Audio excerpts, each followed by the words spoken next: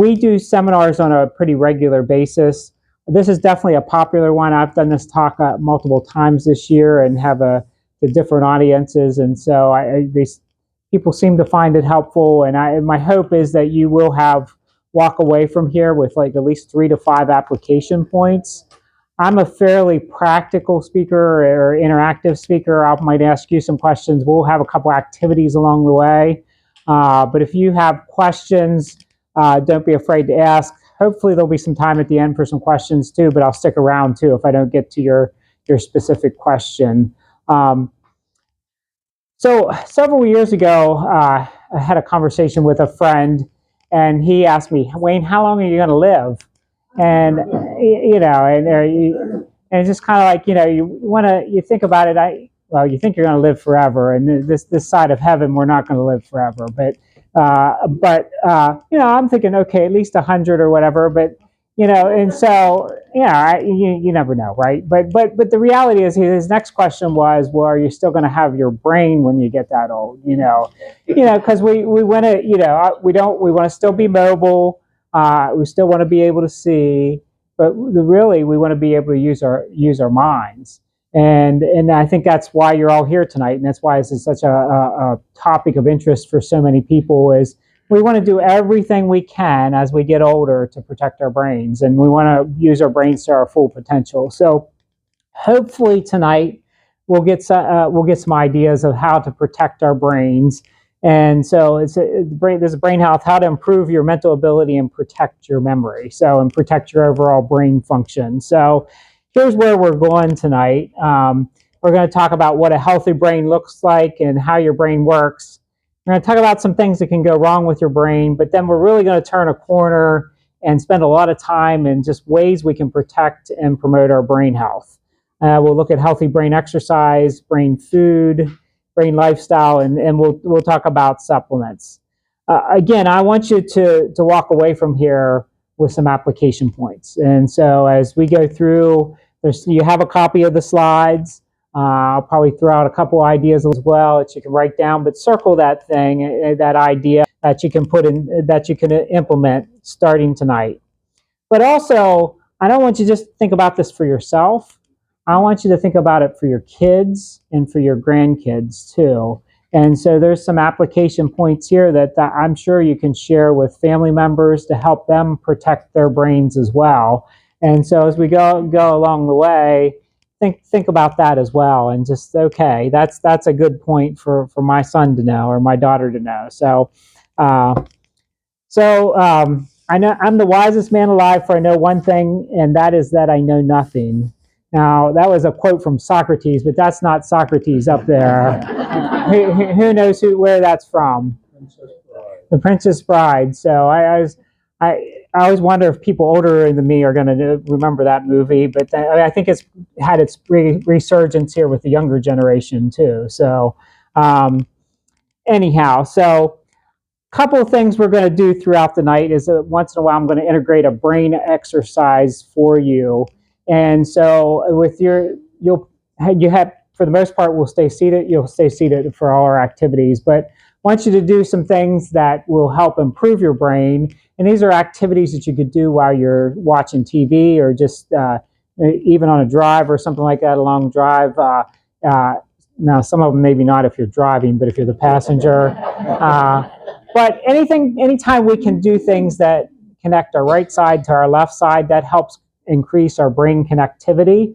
So what we're going to do here to start is a sideways figure 8 or an infinity sign. So I want you to put your hands out in front of you. You can put your thumbs up or whatever. And then I just want you to trace a figure 8, okay? An infinity sign from side to side. And you can do that for, 3 to 5 times, 10 times, something like that. And again, you're just following it with your eyes, and you're just helping your brain form some cross connectivity between the two hemispheres. So, so things like that, we don't want to just sit around and let our brains go stagnant. When we can integrate some little exercises in, that's going to help our brains as well. So the World Health Organization puts this pretty formal definition to a healthy brain, but a good brain health is a state in which every individual can realize their own abilities and optimize their cognitive, emotional, psychological, and behavioral functioning to cope with life situations. Basically, we want our brains to work to its best. And so, a healthy brain, in general, the brain anatomy has two hemispheres, a right side and a left side. And that right side, as you probably know, controls the left side of our body, and then vice versa. But the right side of the brain really works on temporal spatial relations. It's pattern recognition of complex auditory tones, communication of emotion. Most people are kind of dominantly left brain, and the left side controls the right side of the body for language production, understanding, and cognitive function. So, so and a little bit more of the why of things is that left side, and the right side is maybe a little bit more of the nuts and bolts of things.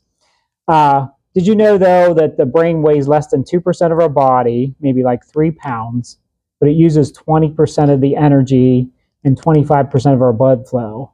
There's 100 billion neurons in our brain, so pretty important, right? We need to keep energy flowing there. We need to keep blood flowing there. So each of those hemispheres are subdivided into lobes: the frontal lobe, parietal lobe, temporal, occipital. They each have a specific function. And it is one of these things, the more you dive into it, the more detailed you can be. But just know they each have their separate functions. And well, that's why, though, too, if you have a stroke in one thing or an injury in one part of the brain, you can pretty much determine what function is going to happen. My father-in-law had a stroke in the front part of his brain that controls language, and he has a difficult time speaking words. He can understand everything. He just can't communicate because of that stroke that happened. It wasn't a stroke, I'm sorry. It was a tumor that operated on multiple times that has kept him from being able to speak words very well. So anyhow, our brains work best by neurotransmitters. It sends messengers from throughout the brain. There's 100+ different neurotransmitters, but the main ones are listed here with acetylcholine's highlighted in red because that's the main neurotransmitter for memory. So if we want to form memories and retrieve memories, we need enough acetylcholine around to be able to do that. These first 3 transmitters are excitatory. They help they make nerve impulses. The second 3 are inhibitory. So again, they have specific functions, but as we think about memory, and acetylcholine is really what we want to focus on. So here are these 2 guys up there. Einstein and Mark Twain or Samuel Clemens. I always thought these guys kind of look alike, right? They got the bushy mustache and bushy hair, but both brilliant guys, right? Geniuses. And this quote is from Mark Twain: "Age is an issue of mind over matter. If you don't mind, it doesn't matter," right? So that's time for another brain activity, and you might just need to slide back a little bit from your table. We're going to do what's just called cross crawls, and it's just taking your right elbow to your left knee and then vice versa. So do that 10 times. Okay, you're getting a little workout here tonight too. So all right, yeah, I'm doing it with you. You can all do it. Everybody's doing it, so that's great. Thank you for humoring me here.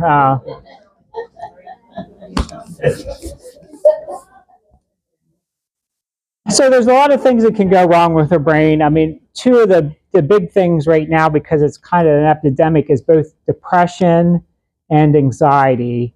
And depression it doubles our risk for Alzheimer's. For women, it doubles the risk.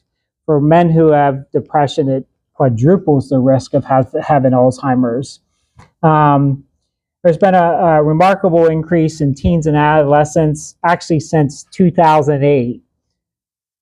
What happened in 2008 that might be causing this epidemic of depression and anxiety?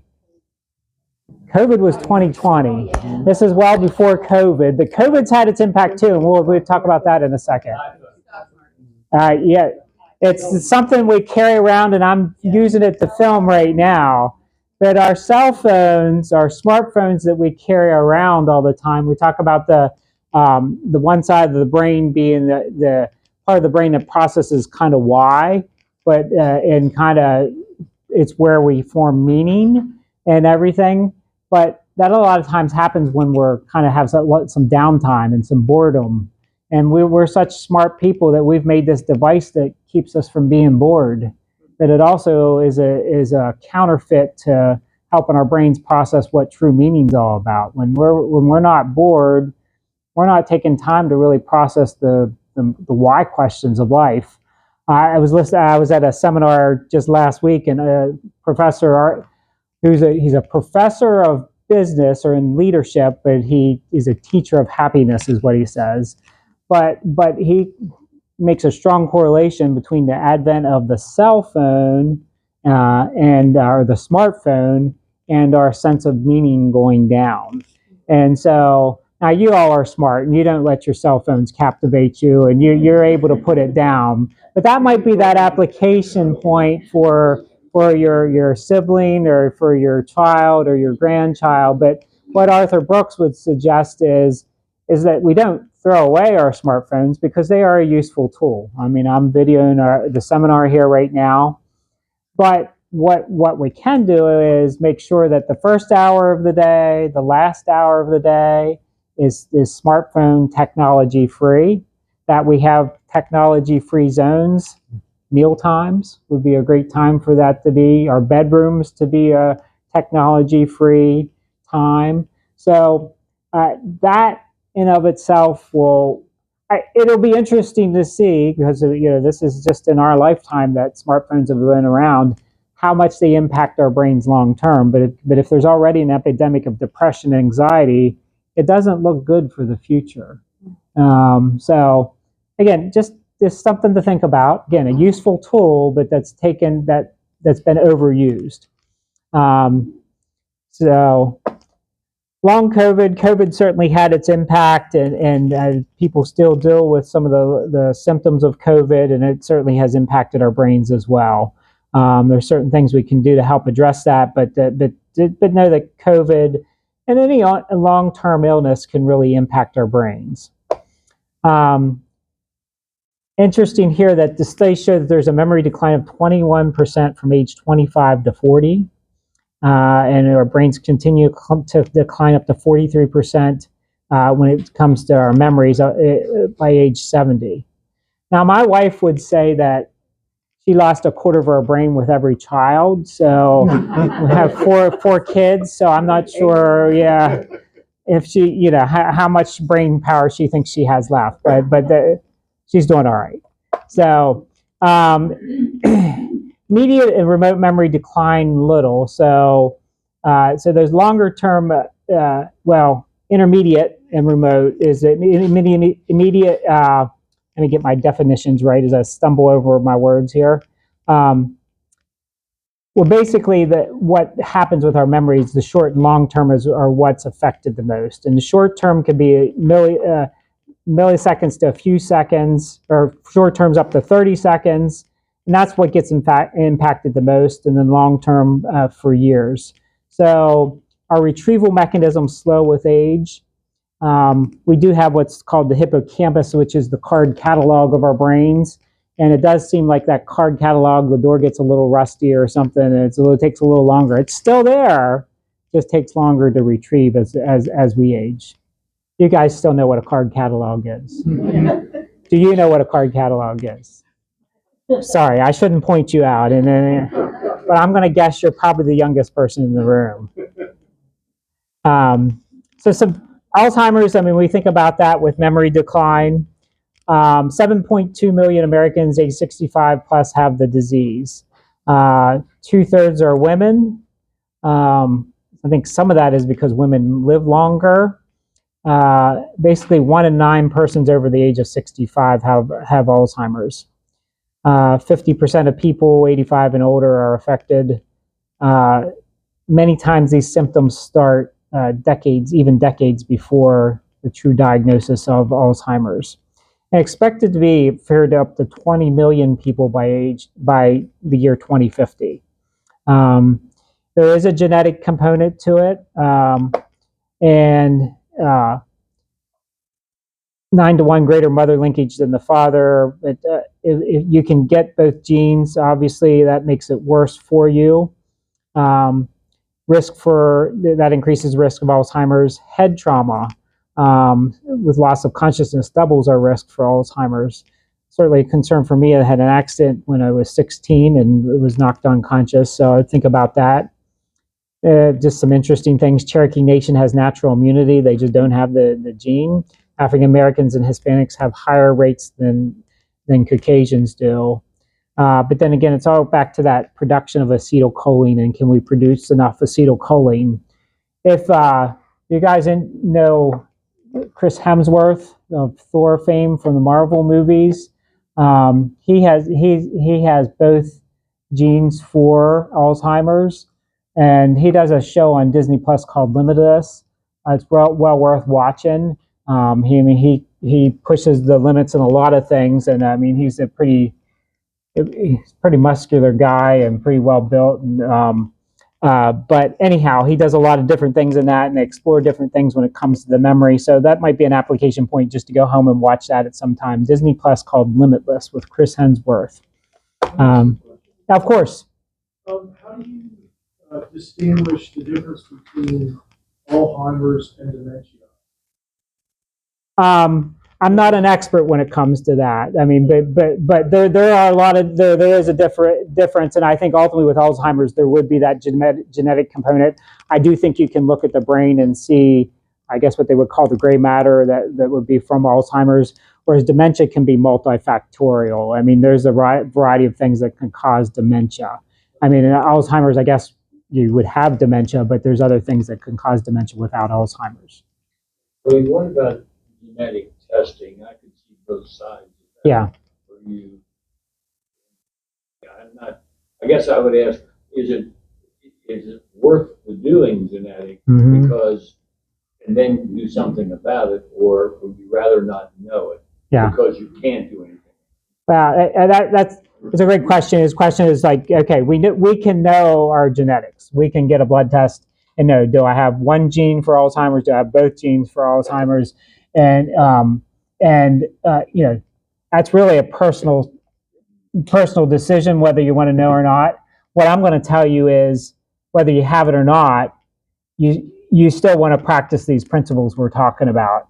And you want to do, and there's a quote later on, but from one of my profs, basically like 20, disease is probably 20% genetic and 80% environment. We have a lot of control over whether we're going to go down that doorway or not, or if we can, how long we can prolong it as well. So again, that's a personal.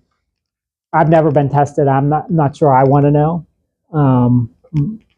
I can probably guess. Just from you can probably guess from your family, right? So yeah. So it's an interesting question, though, right? Information is power sometimes. Yeah, Corey. Talking about the difference between that. And without the test, are we seeing physicians and practitioners diagnosing what they are gathering? They can do that? I think they diagnose from symptoms, right? They're not necessarily, and I'm not sophisticated enough to know, okay, if you come in with memory loss, there's different testing they can do that's probably going to point them towards Alzheimer's or something else. Yeah. So, other questions while we're paused is kind of a good transition, because now we're going to start talking about, I think, the fun part of the rest of the way here. So, yes. You mentioned something about he has a loss of Mm-hmm. Yeah, the concussion. Yeah. Mm-hmm. how long is it last?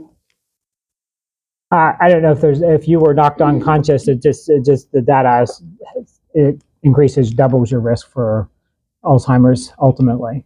So, but there was no defined time. So, good question. Again, even if we have that genetic component, we still have a lot of control over what happens. And so we have those risks. Our brains will decline, but what can we do to win this battle? You're in a war for the health of your brain and body. This is Dr. Daniel Amen. He's also done some stuff with Rick Warren, the Daniel Plan that maybe you've heard of, maybe you haven't. But one of the things he would say, and that one of the ways we can help keep our brains positive and healthy is by expressing appreciation every day and finding ways to be thankful. So your next brain gym activity isn't something physical, it's something I just want you to write down 3 things you're thankful for.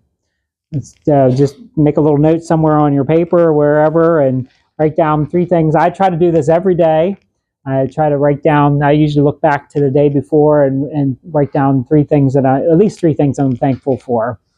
What I like about that though too is in the Bible it says that we're to be joyful always, to pray continually, and to give thanks in all circumstances. For this is God's will for you in Christ Jesus. So anytime we're being thankful, we're in God's will. So not only is it good brain food, but it's good theology too. So to take time to be thankful each and every day.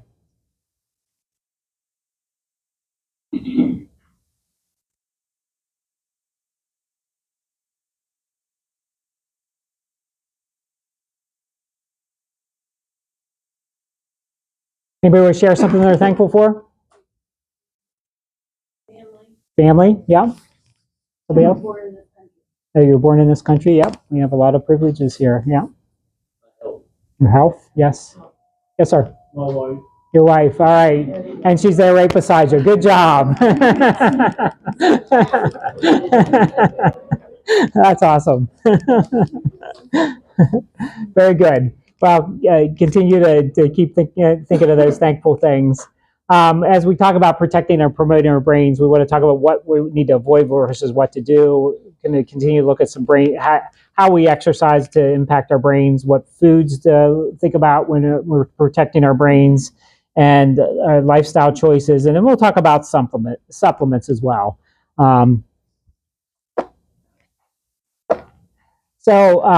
This Boost Your Brain, Enhance Brain Performance. Dr. Fatui, he's Hopkins, Harvard trained. Hopkins, he works in the Hopkins area now. Does a lot with the brain. His number one supplement, his number one thing for the brain is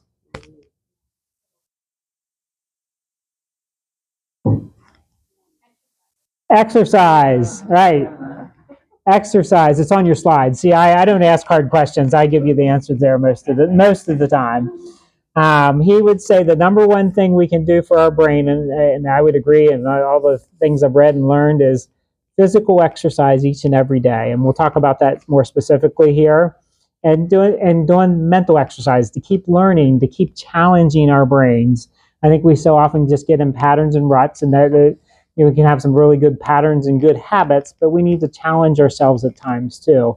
And that what to avoid is just the exact opposite of not getting exercise, lack of variety, television. I'm not saying you don't ever watch TV, but when we're doing TV, you can do some of these brain gym activities. You can do some things to keep challenging your brain in that. So we can keep developing new brain circuitry, brain neuroplasticity as we age.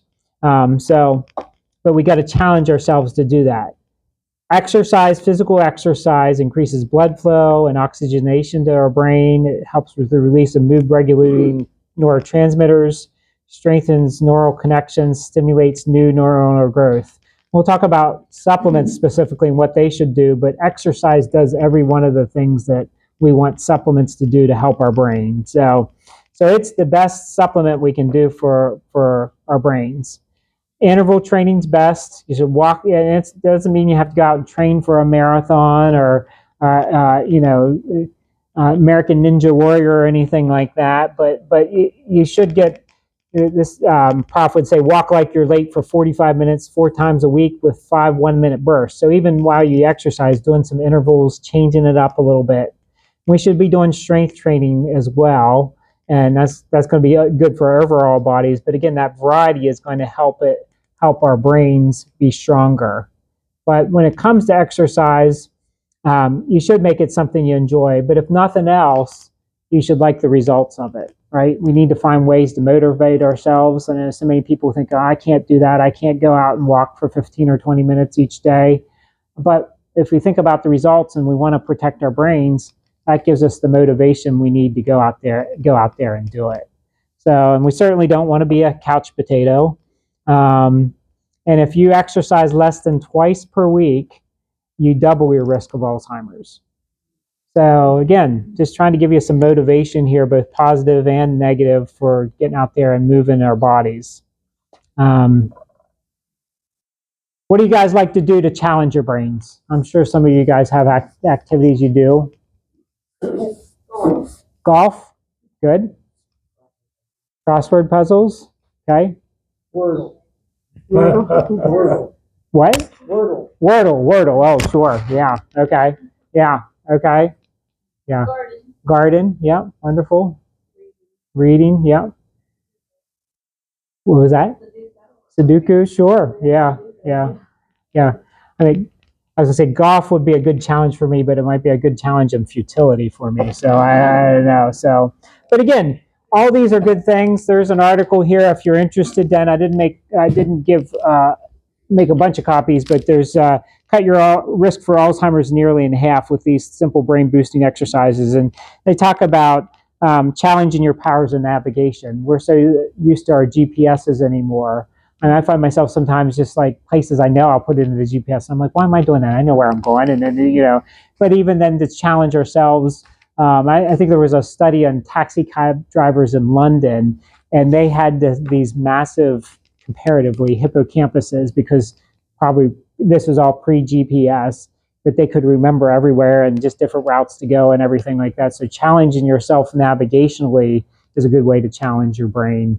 Learning a new hobby, dancing, took a pottery class with my wife. Things like that are good things to do, something new to challenge ourselves. Yeah, you see some of the things down here. Do the simple things, mow, laundry, clean, but be social too. And as so many times we're becoming more and more isolated or because of social media. We're connected with everybody, but we're not connected with everybody. We need to see people face to face. So there's different things here. My brain fit life, but there's other things there's plenty of things out there that can help challenge our brains. And I think if we're involved in church and community, we'll find ways to challenge our brains.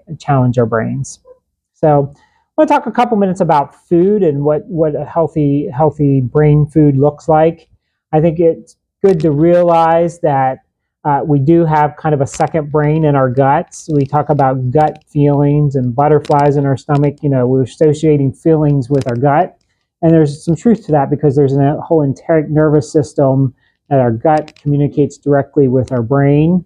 And because of that, we need to take care of our guts. I think not only brain health starts in our guts, but overall health starts in our GI tracts. And when we're putting bad things into our body through the food we eat, why would we expect any different than bad things coming out? Garbage in means garbage out. So we need to take care of what we're putting into our bodies. 95% of all serotonin, which is like the happy hormone, the happy neurotransmitter is what it really is produced in our guts. So that tells us our guts are really important to keeping our brains healthy. So, and when we're under stress all the time, that affects our gut health as well. And so learning to deal with stress will ultimately help our GI tracts, will help our brains as well. When we're under constant stress, and I bring stress up in relation to food because sometimes the food we're eating day in and day out is truly a stress. We have to think about our food. Is it bringing us life or is it bringing us death? And when we are choosing to eat bad foods, and we'll talk about some of what's good and what's not here in a minute, we're causing our bodies to be under stress that really we shouldn't be under. And if we want a healthy body and a healthy brain, we need to put good food into our bodies. But when we're under stress, it turns on what's called microglial cells in the brain, and they activate inflammation. We know inflammation is really the root of so many different disease states. So we want to lower the inflammation in our bodies. We got to start with what we're putting into our mouths. Again, a healthy gut is essential for a healthy brain.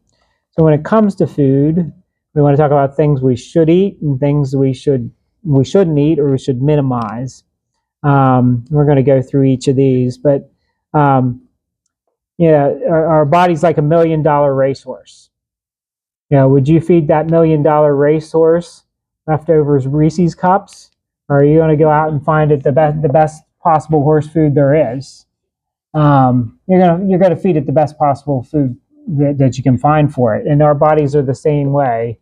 Our bodies are the temple of God, and we need to treat our bodies as such and fuel it appropriately. So things we shouldn't eat or should minimize is sugar. But sugar increases our risk of depression. It keeps our minds from working appropriately. It leads to dementia. I think it's startling that the average American eats 140 to 160 pounds of sugar annually.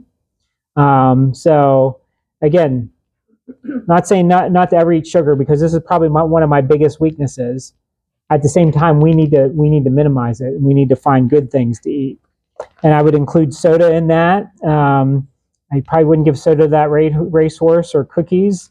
So keep that in mind. Alcohol causes depression. It alters the activity of the hippocampus. Again, that card catalog of memory. And it disrupts the balance of many of the neurotransmitters that we need. My son just sent me an article or YouTube video about the drug. That alcohol is this drug that's socially acceptable, and almost you're badgered to if you don't drink. He's in the military, and so it's I don't know why we accept alcohol as a drug when we don't accept other things. But anyhow, that's a side tangent. So things not to consume: heavy metals. Again, this has to do with what we're exposed to day in and day out. And then fluoride. Studies in China show children with fluorinated water have a 10 to 20 point lower IQ. Interesting side point. So we need a brain gym. All right. So just put your hands out like this, and you're just gonna follow my hand. So we're gonna go in like this. We're gonna go out like this. Okay. We're gonna go up. We're gonna go in. We're gonna go down. Go out to the side. Up on a diagonal. Down on a diagonal. And in. All right. Good. Yeah. All right. So let's talk about what we're supposed to eat. Antioxidant-rich foods. You guys know this. This is kind of some basic stuff. You probably know it, but you need to be reminded of it. I think we all need to be reminded on a regular basis of the good things that we're supposed to do. You can eat organic. There's a list here on this next page of what things are more contaminated versus what's less contaminated. Again, we want lots of color when it comes to our food, but specifically that food that's alive, fruits and vegetables. So somebody ringing. I'm not sure what that is, but nonetheless, how many servings of fruits and vegetables should we be eating every day? At least 5, all right? A serving size, a general rule for a serving is your fist, okay? It's just the general rule, so keep that in mind. All right, so here's your quiz now. How many servings of fruits and vegetables did you get in this past 24 hours? So we'll think about, now the first thing is you got to remember what you ate over the past 24 hours, okay? Because I'm going to quiz you. I want to know how many servings you had, okay? And then, so just think about today. Maybe you had supper already, and then lunch. See, I'm counting mine, and then breakfast. So who had at least 2 servings of fruits and vegetables, 2 or more? Who had 3 or more? Who had 4 or more servings of fruits and vegetables today? 4, okay. How about 5 or more? Who had 5 servings of fruits or vegetables fruits and or vegetables, and probably more vegetables than fruit. Nobody? Okay, I see the application for our class tonight. And especially this time of year. I mean, we're in a produce-rich area, and you can just go out in the street and find some good produce, basically, in our area. So, see what you can do to integrate more fruits and vegetables into your diet each and every day. And that's not just good for your brain; that's good for your overall body. You need the fiber that comes from the fruits and vegetables, because if you can't go to the bathroom on a regular basis, it's probably because you're not. One of the reasons is you're not getting enough fiber. And you just told me that you're not, because you're not getting your fruits and vegetables, and that's the main source of fiber. You can get in other things too, but so think about that. How can I integrate more fruits and vegetables into my everyday diet? I did get to 5. I knew I was giving the seminar, so I made sure I got to 5. So, all right. The other day, though, I did give this lecture, and I was thinking about it. I think I only made 3. So I was like, yeah, there's some good days, and there's some bad days. And you might be out there thinking, this is pretty hard. How do I go about, eating well? I mean, our standard American diet, that's what SAD stood for in that one slide before. There's lots of carbohydrates, lots of fast food, very few vegetables. But you have to know that a train's coming for you. A train's gonna run you over if you let it, and that's our diets. And so we need to make choices. We need to be intentional about our diets to protect our brains and to protect our overall bodies. Yeah. Yep. Question on Yep. I eat a lot of fruits. Yes. But I don't eat the organic.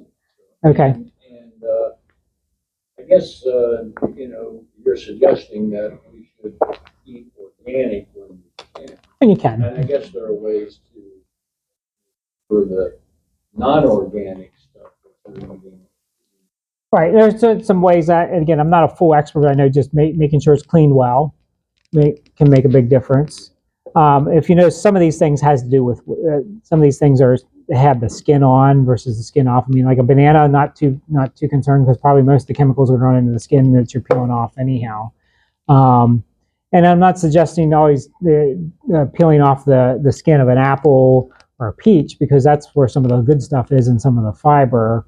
But I'd say eating fruit and vegetables, whether it's organic or non-organic, is better than eating no fruits or vegetables. Yeah. I think that's probably a more thing to think about. So, other questions? We're doing good on time here. So, we're about 2/3 of the way through, and we're about 2/3 of the way through the hour. My goal is to get done right around 7, so I don't want to keep you too long. As I was already told, I'm past some people's bedtime here. So, so it starts pushing mine too. So, but speaking of which, sleep is really important when it comes to our brains.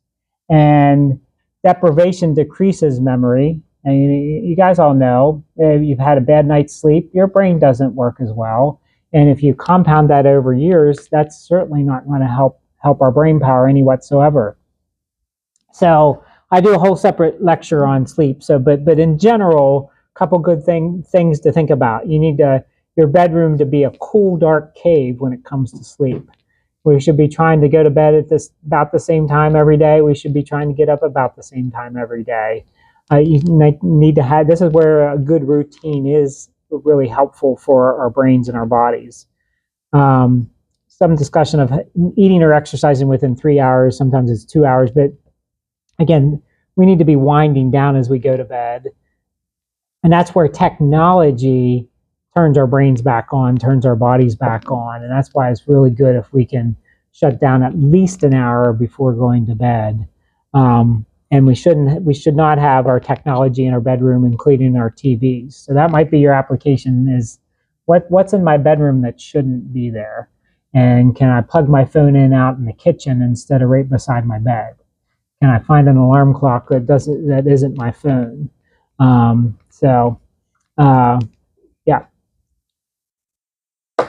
So a nice clean brain helps you think better.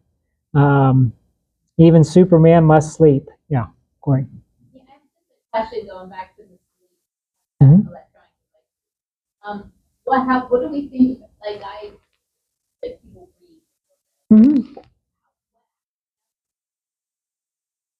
Mm-hmm. Have you seen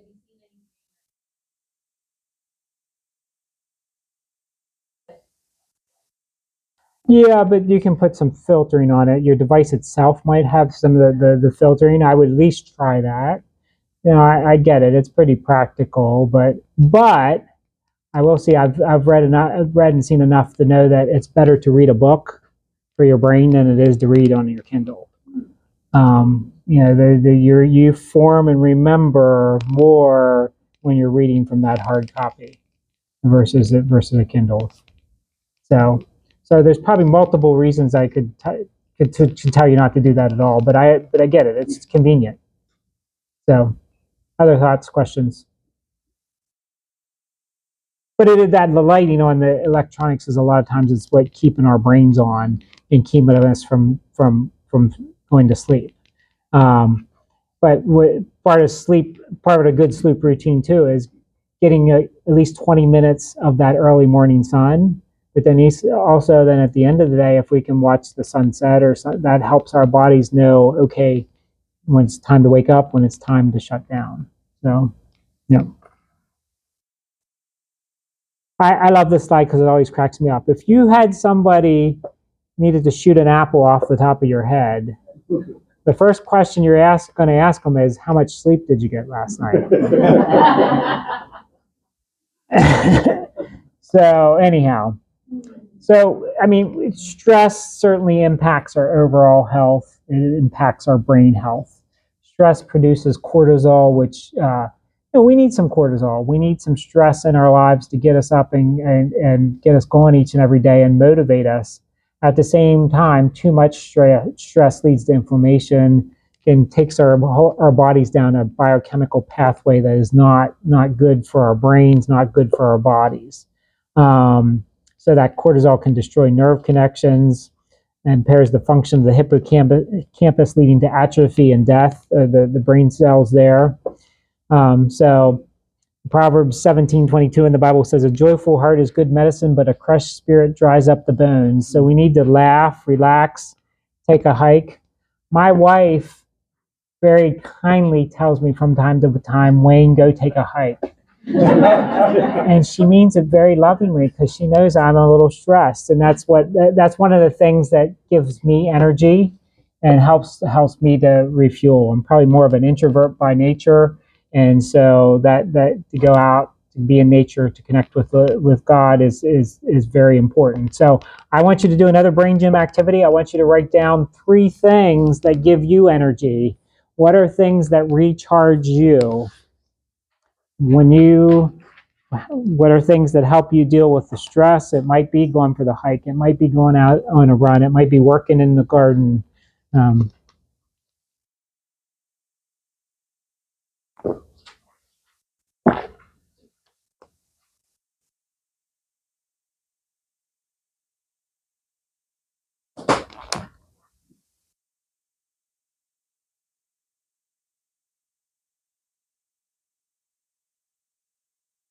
Our bodies were not meant to be going 24/7, 7 days a week.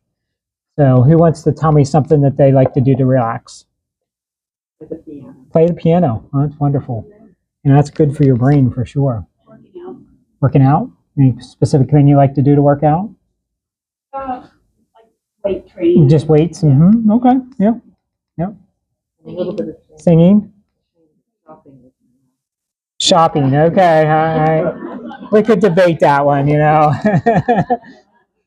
is not shocking. That's good. crafts. Doing crafts. Good. Good. Yeah, that's good for our brains. Yeah. Anybody else? Ride your bike. Yeah. Wonderful. Yeah. Mow the yard. Yep. Different ways each time. Yeah, I like that too. I try to. It's good for the grass, but it's good to challenge our brain too. Give a new pattern for mowing the grass. Right. I love to go mow the grass too. So as long as Pickleball. oh. Let's pick a good partner. Pickleball, pick a good partner. You point at your wife because she is a good partner, right? Yeah, yeah. I love Oh, okay. Yeah, yeah. So I'll fold the laundry while we're watching TV because I got to do something while I'm watching TV. So anyhow, they're very good. So just the side comment too, we need to optimize our hormones as we get older, and there's ways we don't need to keep our levels as high as when we were 20 or 30. But progesterone, testosterone, estrogen, all are important for protecting our brains and our overall bodies. DHEA is a precursor to testosterone, but it helps protect our memory, and I think it's a counterbalance to cortisol. So that's one of the things. Cortisol is bad for our brain. DHEA is good for our brain. So keep that in mind. I do have a hormone specialist on staff too, and there's different ways to know where your hormone levels are. I can talk to you more about that if that's of interest to you. We do go to the doctors on a regular basis. There are certain measures we look at, and all those measures are really good for not just our cardiovascular system, our overall body, but for our brain too. So if we want to keep our blood pressure under control, we want to know what our blood sugar is, and how we're doing on the long term as we look at hemoglobin A1C, and obviously keeping our weight at an ideal weight. Some good general rules: our waist size should be less than half our height. We can look at BMI charts and things like that as well. But those are three of the things Dr. Amen and a lot of functional doctors would say are really important when it comes to protecting our brains as well. Questions on that? What about intermittent fasting? Brain. Mm-hmm. You can use intermittent fasting for other reasons. Right.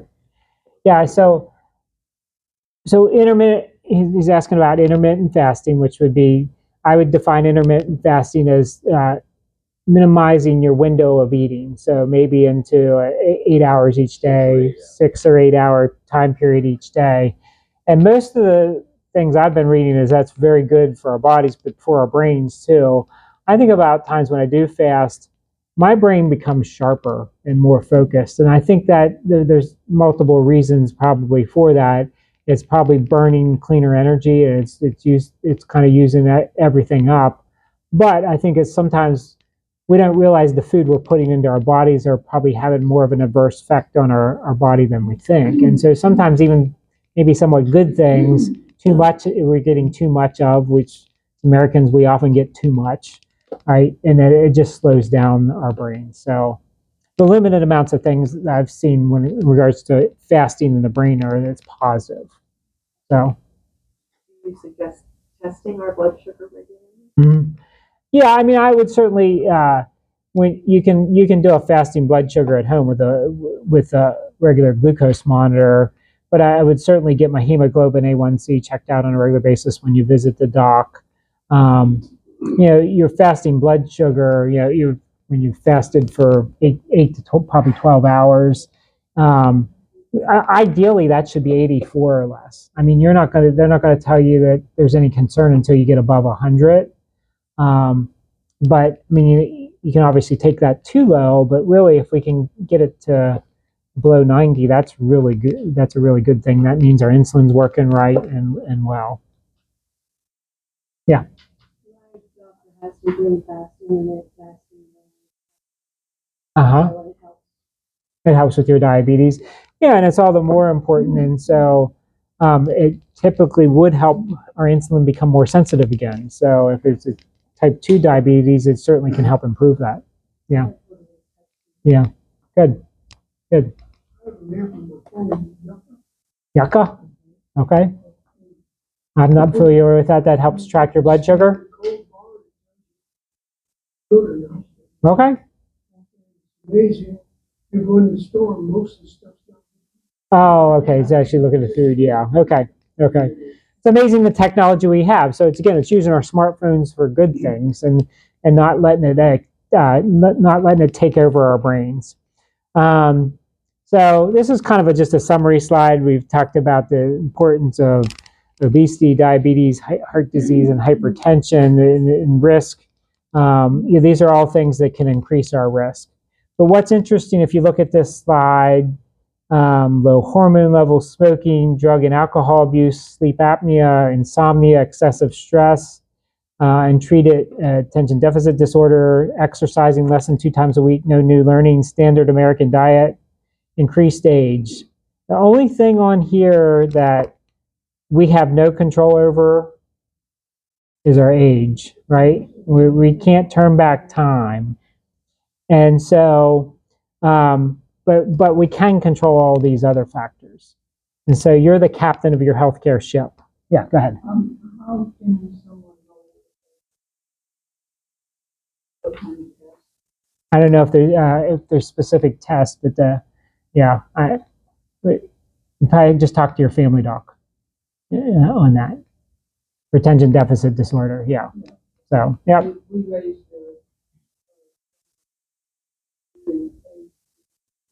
Mm-hmm. Yeah. So that was a challenge. So another Mark Twain quote here: "Wrinkles should merely indicate where smiles have been." So one more activity here for now, and then we're going to talk about healthy brain supplements. And this is just a silly activity, but we're gonna start doing our hands like this. And we're gonna chop, chop, chop, chop, chop, chop, chop, chop, chop, chop, chop, chop, chop, chop, chop. You can join in with me. Chop, chop, chop, chop, chop, chop, chop, chop, chop, chop, chop. Hey! All right, one more time. Chop, chop, chop, chop, chop, chop, chop, chop, chop, chop, chop, chop, chop, chop, chop. Hey! See, it just makes you smile. It just helps you relax. All right. I should have put the camera on all you guys. All right, so healthy brain supplements. Healthy brain supplements should increase blood flow to the brain. It should increase energy to the brain. But if it's increasing blood flow to the brain, it's probably increasing energy to the brain as well. But it should improve the cellular membrane of the brain. It should help balance neurotransmitters, and thus would improve signaling in the brain.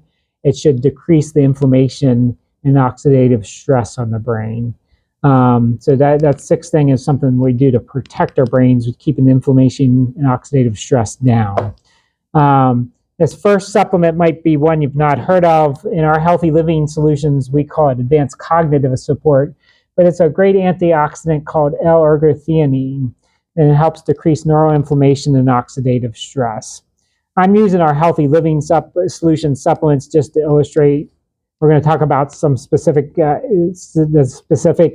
vitamins and or herbs that can help as we illustrate it with these. But again, we want something to help protect our brains, to help bring down the inflammation, to help protect against any oxidative stress. And ergothioneine is one of those things that's a great antioxidant. It helps protect our brains. And so I look at this as a great product to help protect our brains long term. It helps shut off those microglial cells, so it helps turn off the inflammation that's in our brains. And that's what these next couple slides show us. Next product is brain support. Pretty sure that's what our door prize is tonight. See if I remembered correctly, I did. But in it is 6 different supplements: choline, phosphatidylserine, DHA, L-carnitine, ginkgo, and inositol. In that, and a lot of times, and I'm sure you guys get ads for them, or if you've ever looked up brain supplements, you probably start getting inundated with different supplements. And a lot of times there are multiple things in multiple products in that one product. And it does take a little bit to look at and say, okay, what is in there that's really helpful? What isn't? Of this brain support product, I think all the products are helpful, but the 3 that are the most helpful, I think, are, first of all, the DHA. That's a form of omega-3 essential fatty acid, or fish oil. And it does illustrate, fish oil is one of those things that I think everybody should supplement with, because it does so many positive things in our bodies. But when it comes to our brain, that DHA helps stabilize the cellular membranes. It does a lot of different things within our brains, and there's evidence to show that. It's just interesting. Low levels of DHA increase the risk of Alzheimer's disease. There's studies showing seniors revealed that Alzheimer's was 67% more likely to develop in individuals with low DHA levels. So it helps in multiple ways. And again, DHA, EPA, there's two main components of fish oil that help lower inflammation throughout the body. They're good for our heart as well. They lower the pain by lowering inflammation, lower pain throughout the body. So you want one supplement to start with for your brain. I would start with fish oil. I'd start with DHA. Yeah. Wayne, can you test? Is the testing for DHA left? Yes, there are, and you can do it at Quest. We actually have a finger stick test that you can measure that. I think it's $50. You just do a finger stick and put the blood spot on a card and send it away. So yes, there are ways to measure that. We live in a technology-rich time where we can measure a lot of these things. Again, it helps to know those numbers, but yeah. So is that different than taking like no.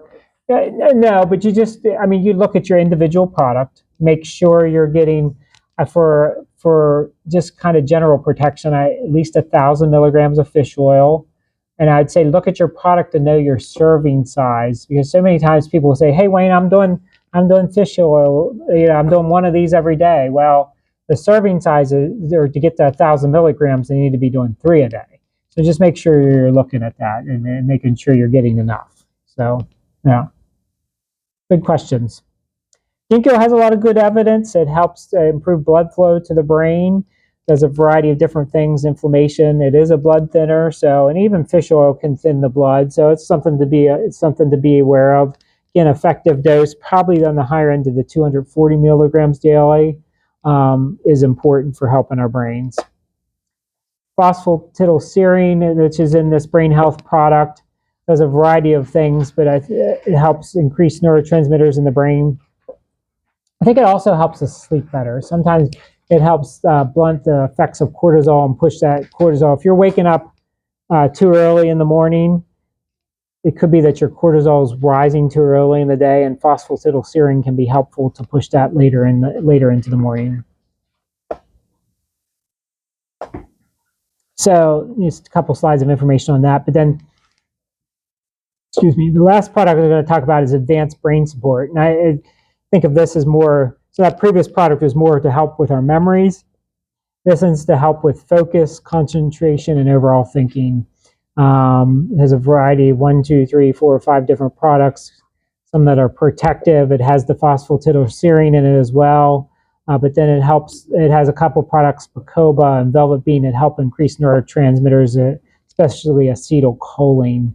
And so I'm sure you're like, Wayne, I've read about this product and this product. I mean, there are lots of other products we can talk about when it comes to brain health, and I'm happy to address some of those specific questions. I will tell you if I have a good answer, and I'll tell you if I don't have a good answer. But the one thing that I should put on here, I think is one of the most exciting supplements, is a supplement we think of usually for bodybuilders or increasing athletic performance, but is creatine. Some of the most recent research for creatine, at least 5 grams a day, 5 to 10 grams a day, is that it's helping cognitive function. So I think it's helping drive energy, blood flow, and water to our brains, and making a real difference. Yeah. I have a question with regard to, regardless of whatever supplement you're taking, how do you know which name brand to get? Because I've heard medically trained professionals say a lot of stuff that you get at like Wise Markets or Giant, you pee it out after you take it. And I've heard people say that you should go to like an all natural supplement store that specifically specializes in just supplements. Yep. Any thoughts with regard to that? It's a great question. Basically, your question is, how do you know if you're getting a quality product? Yes. Supplements were a $12 billion industry, I think, in 2023. So obviously, there's a lot of players in the market that are there to make some money, and not just protect your health. So, and supplements are not regulated like drugs. I mean, they're to show that they're safe. They don't necessarily have to show that they're effective, but there's all kinds of studies. You're absolutely right. In some of my other lectures, I give some data showing that, what's on the label isn't what's actually in the product.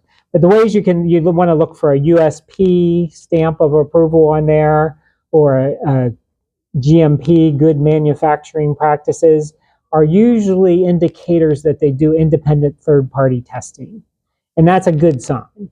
And so that's what I would look for more. Now, I feel like we do a good job of vetting our products, and I think a total nutrition store might was going to have some good products. They might not have some good products too. So I think those are things you can do is look for the GMP, USP, and then or ask and even call the company. They should have an 800 number. Do you do third party independent testing? Yeah. So yeah. Who do you check that to make sure that the supplements you're taking would not interfere or duplicate prescription drugs you're taking? Sure. So what about drug supplement interactions and whatnot? You're making a good argument for why you should buy your supplements at your pharmacy and from your pharmacist.